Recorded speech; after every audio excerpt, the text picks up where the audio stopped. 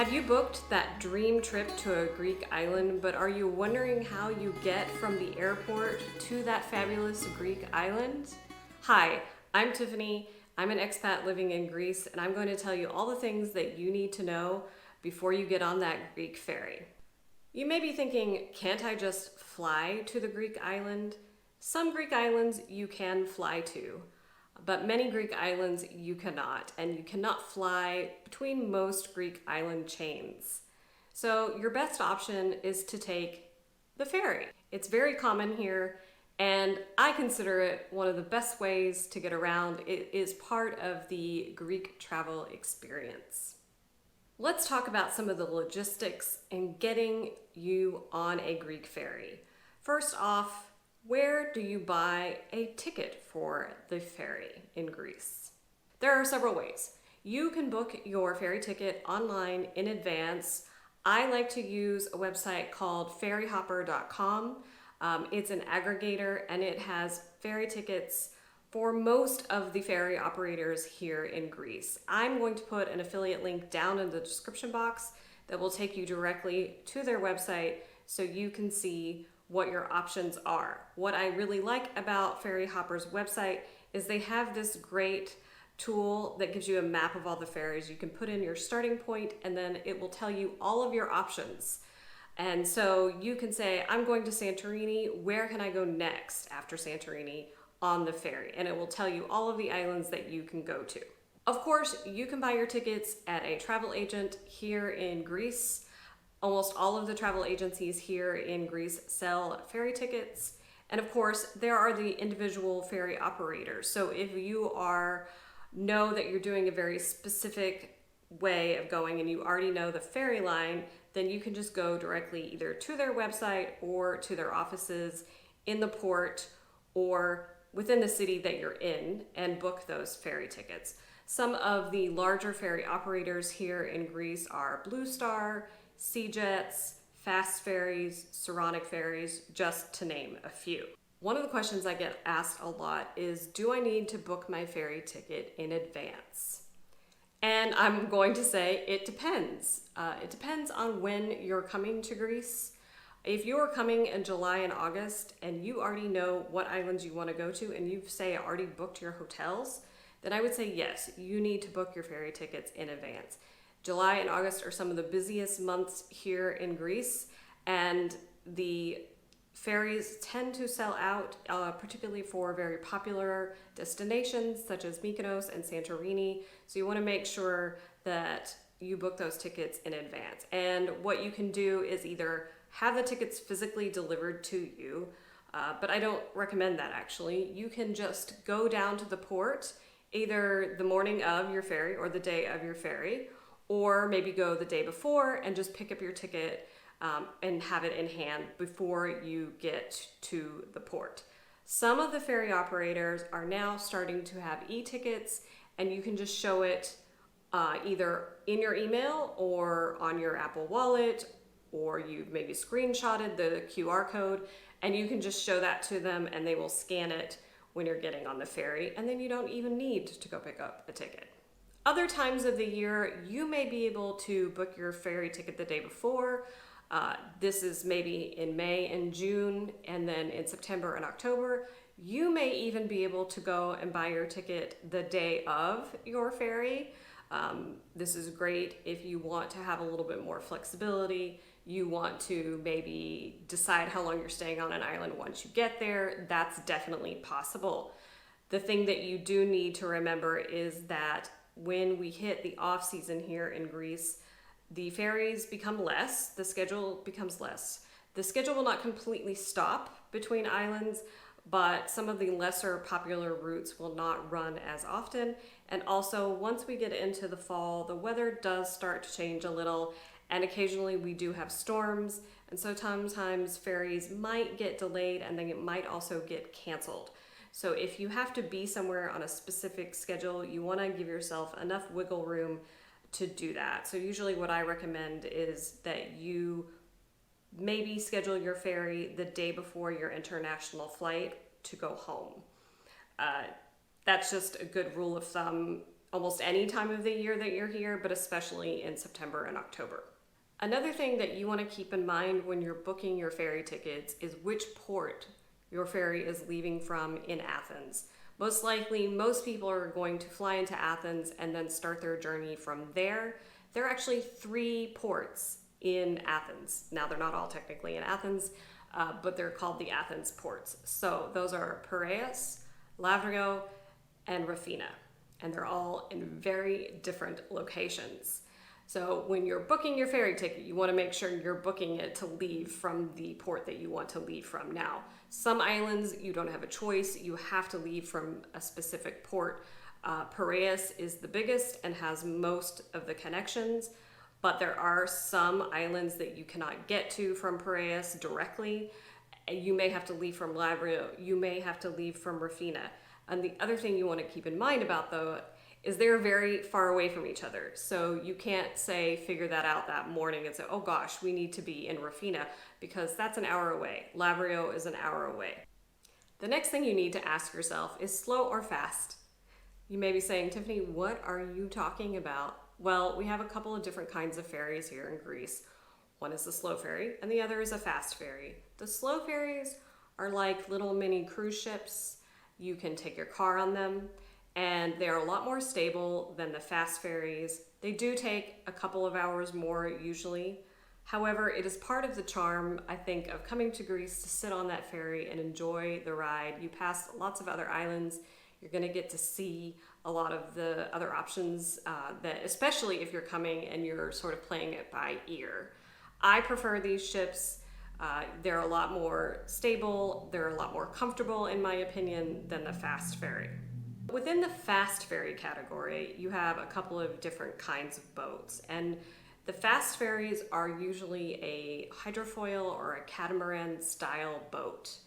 So if that's something that you're not familiar with, basically it means like there's nothing in the middle, and they sort of lift up out of the water. Now, they do have larger ones that you can take your car on. Those are a little bit more stable. You may not notice being on the water in them if you're not a person who's prone to being seasick. However, I have had friends who are a little bit more sensitive, and they have even noticed it on the larger hydrofoils. They've noticed and they felt a little ill. So it's something you want to keep in mind. Then we have the smaller fast ferries that you cannot take a car on, or I've seen some in the Dodecanese that you can, but it's like 1 or 2 cars and that's it. And those are definitely less stable. You usually, both on the larger ones and the smaller ones, you can't go outside while the ship is underway. You can usually go out when you're at a port docking to let people off and on, but that's usually only for about 10 or 15 minutes. And you're definitely going to feel this boat. Even I don't get seasick necessarily, but I notice that I'm on a ship on one of these smaller fast ferries. Another thing that you want to keep in mind when you're scheduling your transfers either from Athens or to other islands is how long you need to be at the port before the ferry leaves. In Athens, at all the ports, you want to make sure you're there at least an hour beforehand, especially if you're getting on an early morning ferry. A lot of the ferries, particularly ones going to the Cyclades like Mykonos and Santorini, they leave anywhere from 6:30 to 7:30 in the morning because going to Santorini is a long trip. But the key about getting on early is that then you have a better availability of seats. This is especially true if you're not reserving a seat. And I also like to get on there and make sure that I get a seat with a table so that I can either be on my laptop or I can have food in front of me. And that's not going to happen if you show up 30 minutes before the ferry is there, because everybody who is driving onto the ferry had to be there an hour before, and they've been waiting in line, and all their family has gotten out of the car and they've gone and scoped out the best seats. You can get there a little bit later, but then again, you may be risking your seat options unless you've reserved a seat. On the islands, you probably don't need to be there as early because usually the ferry is coming from another island. So it's not going to be sitting there waiting for you. And so for you to get there so early would be a waste of your time. Now, unless you're on a very large island, say Crete, the situation might be different because the ferries might have spent the night there rather than getting there in the morning. So use your best discretion. If you're not sure, there are a couple of ways you can find out. You can ask the hotel operator that you're staying in. If you want, you can pop into the port ticket office of your ferry operator and they can tell you, yes, you can be here, the boat will be here waiting, or no, the boat's not going to get here until about 5 minutes before your departure, and then you will all rush on and then you'll get on the boat. There's not a lot you can do about seating if the boat that you're getting on isn't at your port first in the morning. You're just going to have the luck of the draw. That leads me to what to expect when you're on the ferry. So on most ferries, there are a couple of options for seating. One is you have sort of economy deck seating. And it doesn't mean that you have to sit outside on the deck. It just means if there's a lounge, anywhere where there's not numbered reserved seating, you can sit in it.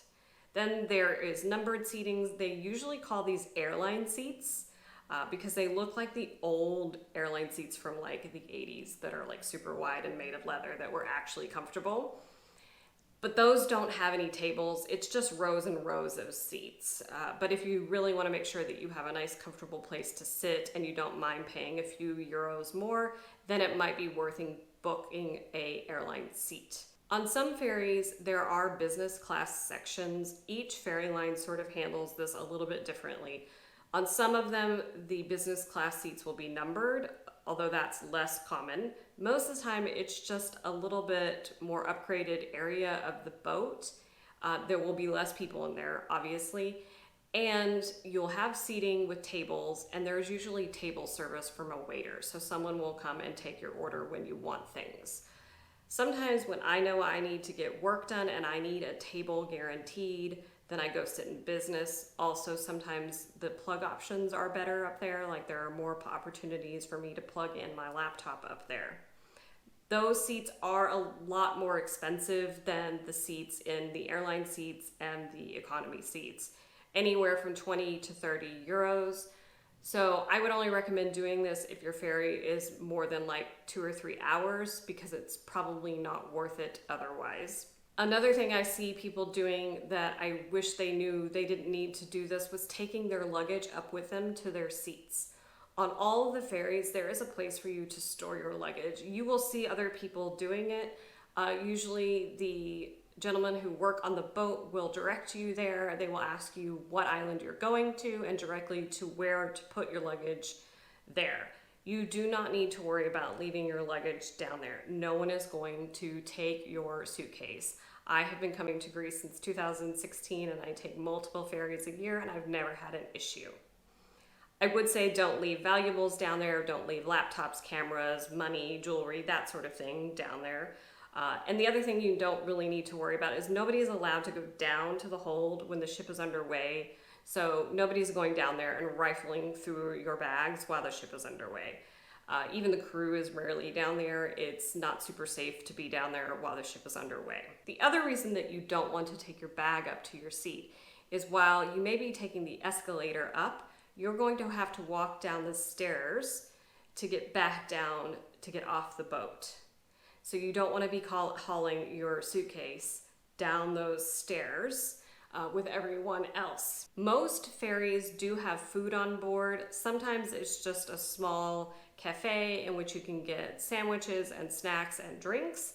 And sometimes there's a full service restaurant and you can get hot plated meals. On almost all ferries you can get alcohol. And sometimes on the ferries there are multiple locations. So if you see that there's a long line, I encourage you to maybe walk around and see if there's a cafe that somebody hasn't discovered yet and the line is a little bit shorter. The other thing that I will mention is that most ferries do not have Wi-Fi on them yet. The Blue Star ferries do have Wi-Fi that you can pay for. However, when you get sort of in the middle of the Mediterranean Sea, sometimes they lose signal and you just have to wait. So my recommendation is that you have something to read, something to watch. If you're with friends, maybe bring a game to play or cards, or just go and enjoy the view. If you're happy to sit outside and watch the sea go by, that is definitely worth doing. I also recommend that every time that you get to a port in which you're not getting off at, that you go stand at the back of the boat and take a look at that island, because it's a really great way to get a really small glimpse of that island. And you may think to yourself, oh, I like the look of this one, I might want to try it next year. If you need any more tips about your trip to Greece, you need to watch the video that's coming up on the screen now, because it's going to help you plan your trip even better. If you like this video and you want to see more of my travels in Greece and all of my tips for travels in Greece, I hope you'll hit the subscribe button. Thanks so much for watching, guys, and I'll see you in the next video.